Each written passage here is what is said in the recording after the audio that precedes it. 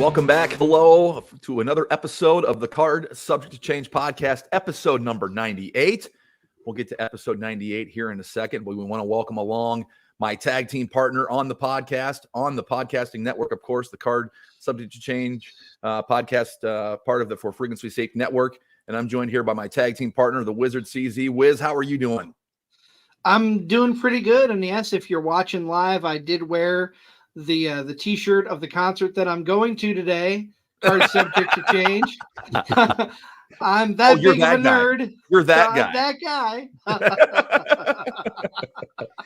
That's okay. Oh, that's okay if you're a nerd. Nerddom is welcome here. This is the place for nerddom, and we welcome any and all nerds to the nerddom that is the Card Subject to Change podcast. I'm getting pretty excited for our guest tonight. He's one of our favorites, and without him, we wouldn't be almost to episode 100. This is his third time on the show. We are glad to have back the feline phenom, the one, the only JT Energy. JT, I'd ask, how's it going? But the weather outside's been really crappy out here for the Midwest. So I hope, how are you doing? Surviving.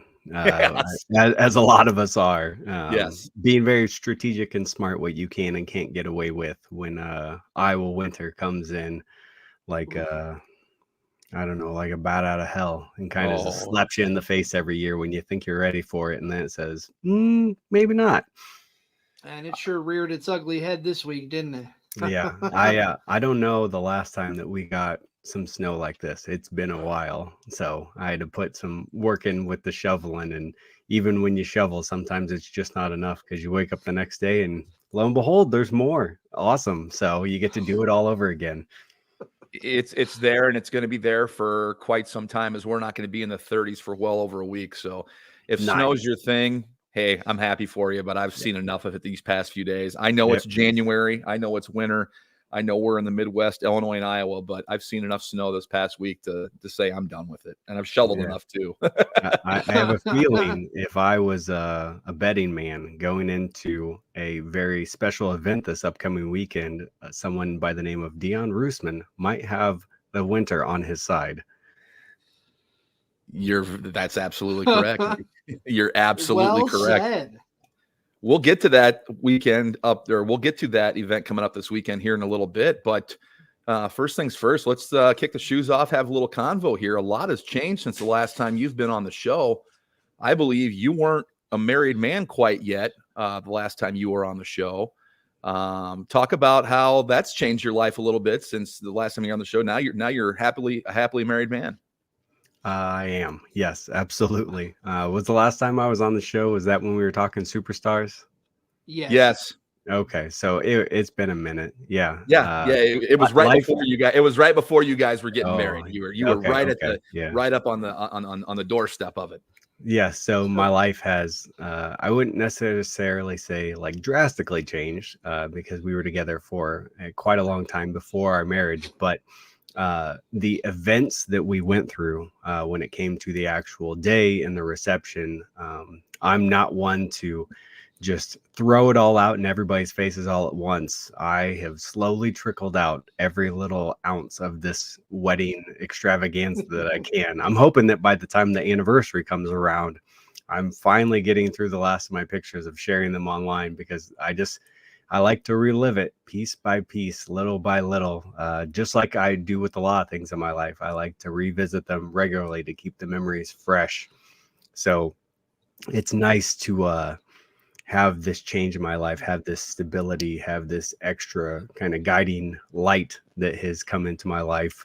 And when it came to everything that came about, and maybe some of the characteristics or changes that has come in the form of JT Energy, I would say the way I refocused myself coming into the last part of 2023 and now into 2024 the way I look at my wife and my cats in my professional wrestling career, I think that has shaped how I became the feline phenom that people see now when they come to pro wrestling events. It's another layer in what has become the weird and wild styles of JT Energy, the unsolved mystery, the ever evolving character that I am. You know, I love that you're talking about that. Last time we had you on the show, I know we talked in detail about how much of Travis is in JT Energy and vice versa. So that brings me to a good point, or that you make that point. You know, it seems like you're just ever evolving with your own life as well as JT Energy. Talk about the feline phenom. What obviously a strong love for your cats. Talk about how that evolved, how you evolved from the unsolved mystery into the feline phenom. So when SCW Pro Anniversary rolled around this past year, and I was put into a triple threat match, which I went into with all the gusto in the world. I said, I'm a fighting champion. Bring on all the challengers. Anything can happen. I'm ready for it. If I'm going to prove myself, I'm going to prove myself against two of the best. And unfortunately, that night, I got hit and I got knocked out of the ring. And then Dustin Mosley, the Devil Dog, pinned Joesa 1, 2, 3. And I was just stuck right there at ringside, my chin down, my head on the mat. Tag team photography. Clint got a couple photos of me just looking as defeated as I possibly could, because the boyhood dream ended, and it did not end in the way that was like honorable. Because if I got beat flat out 1, 2, 3, that's fine. I understand. We had a better man that day, but unfortunately I didn't even get to be a part of losing my championship at that time. And that really kind of rubbed me wrong. It really did. I got my rematch in Iowa City at one of our Hawkamania events. And that was the first night that I truly started to embrace the change. Instead of coming out with what I had normally been wearing, which is like some gold underneath with my normal kind of butcher singlet top, I found myself all over bodysuit. And a thing that has happened with my character for a very long time is from the moment I started and I was the filth you can't wash off to the 6-star booty. A lot of what my character was not my body of work, but my actual body itself, which I was kind of portraying to the world quite often to make sure that was the type of character. But with what I wanted to portray going forward, I wanted to essentially try to take that away. I did not want what I looked like physically to make the fans judge me in any way, shape, or form. I wanted to have every ounce of myself pretty much as covered as I could to let people know that this was a new version. It was someone who was being more covered, who was trying to split that personal and professional balance by completely coming out and giving you something different. And when I thought to myself, I also got very heavily into listening to tarot cards and their readings at that time. And if you follow my Instagram, every single day I post my tarot card because I'm constantly unlocking the mystery of who and what I am. And those kind of give me some guidelines and some judgment and help me think or rethink things that I'm currently working on or working through.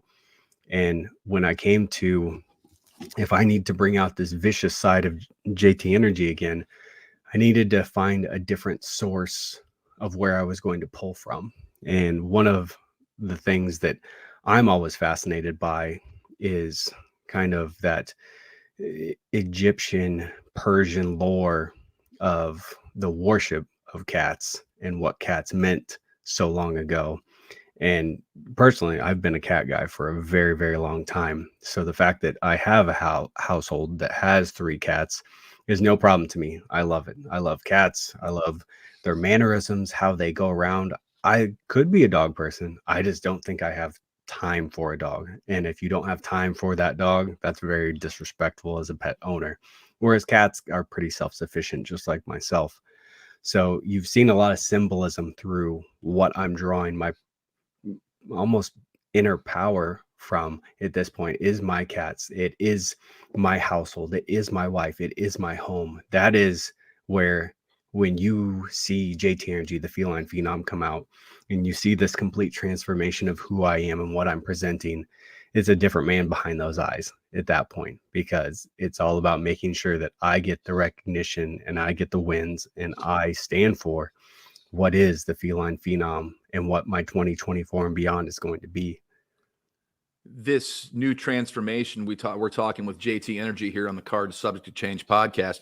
This transformation from the unsolved mystery to the feline phenom for us wrestling fans has been an interesting undertaking, but of course it also means new merchandise. So can you talk about this new t-shirt design that you have and how your three cats are figured into it? And of course, first thing you see is the all-seeing eye. Absolutely. The all-seeing cat eyes. Talk about your new t-shirt you have here for a little bit as being part of the feline phenom.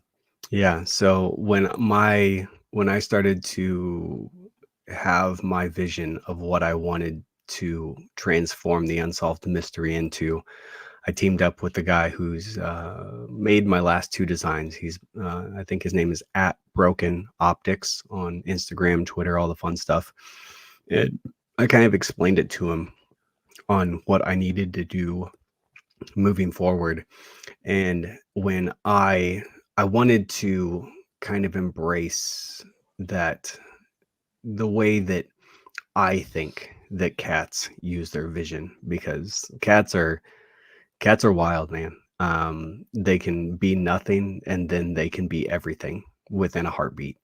And that all-seeing eye, that third eye that you see the feline phenom have, that is my focal point. That is the thing that sets me apart, that lets me see things from a different way that a lot of my opponents probably aren't even thinking of, or don't have the maturity in their professional wrestling career to even think about.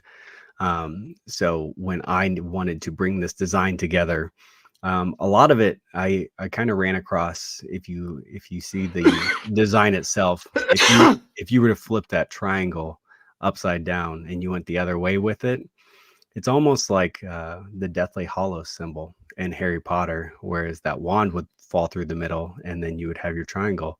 And I ran across that and I kind of sent that to him and I said, there's some representation here between the way that I feel about magic and tarot and my cards and my cats, and let me see what you can do and pull this together. And this is kind of the first thing that we came up with. And I have a couple more designs that I'm going to be trickling out probably here over the next couple of months leading up to SCW Pro Epic, to let everybody fully get the transformation that is going to become the feline phenom. What was your first reaction when you seen this design? Like when you have a vision and then see it put forth and then come back to you like this, what was your first reaction when you seen the new design for the shirt? I mean, it looks awesome. I'm always like blown away that you can just find people that are creatively outstandingly amazing online, and you can just pay them money and say, hey, I have a vision, can you please help me create it? And he is great to work with. Whether you've seen some of the stuff that he's done for me or Jared Thumb, he's worked with Brody King, Danhausen, all kinds of people. He just does some real wild, very cool outside the box. Yeah, outside the box kind of stuff. And that's the thing that's really fun whenever I come to any designer, is that when I give them my designs, the comments I usually get back are like, that's different. I don't think I've ever done that. And that's what I want. I want to push an artist in a different direction that they've maybe never seen or done, because then I know that they're growing at the same time as well as I am, because I'm going to put forth what they're going to put their name on. So outstanding work. very excited about this. I'm very excited to put more stuff out, but that's the problem. When you get these new things, you always want to get them out as fast as possible to everyone. And it's hard for me to keep these layers under wraps so that way I can let them trickle out little by little. Of course,